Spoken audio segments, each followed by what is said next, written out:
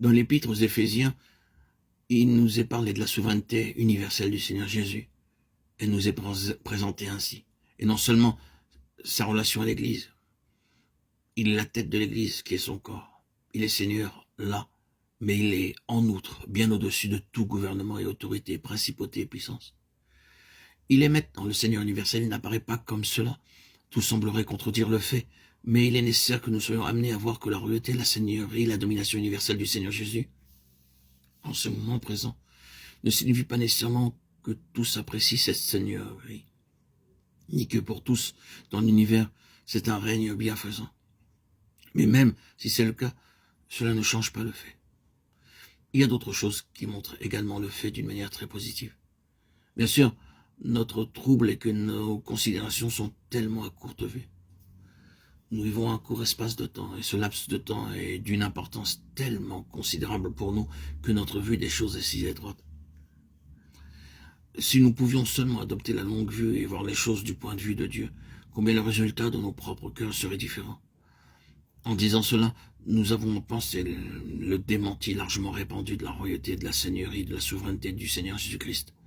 Cette période de l'histoire du monde s'appelle le jour de son rejet. Et il y a une strophe d'un hymne qui débute ainsi. Notre Seigneur est maintenant rejeté. Et par le monde, désavoué. Mais ce n'est pas une affaire aussi aisée que de mettre le Seigneur Jésus de côté. Les hommes peuvent le rejeter, les nations peuvent le rejeter. Chercher à l'éliminer, lui refuser une place, nier ses droits. Refuser de reconnaître ses titres et sa seigneurie. Mais cela ne les supprime pas. Dieu a placé son roi sur son trône. Au sujet du Fils, il a dit « Ton trône, ô Dieu, est éternel » Hébreux 1:8. Rien ne peut bouleverser cela. L'attitude des hommes, celle du monde, ne peuvent entraver ce fait, ni déposer le Seigneur Jésus. Il peut être dit, c'est une déclaration, mais comment le prouverez-vous?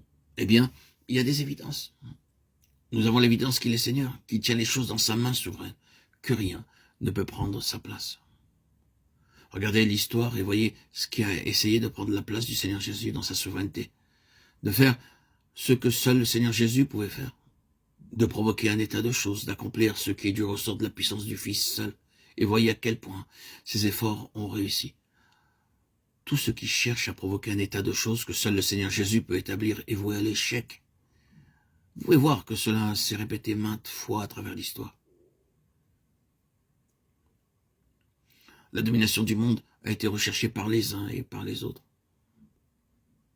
Des choses qui étaient des idéaux, des conceptions magnifiques pour le monde, ont été entreprises.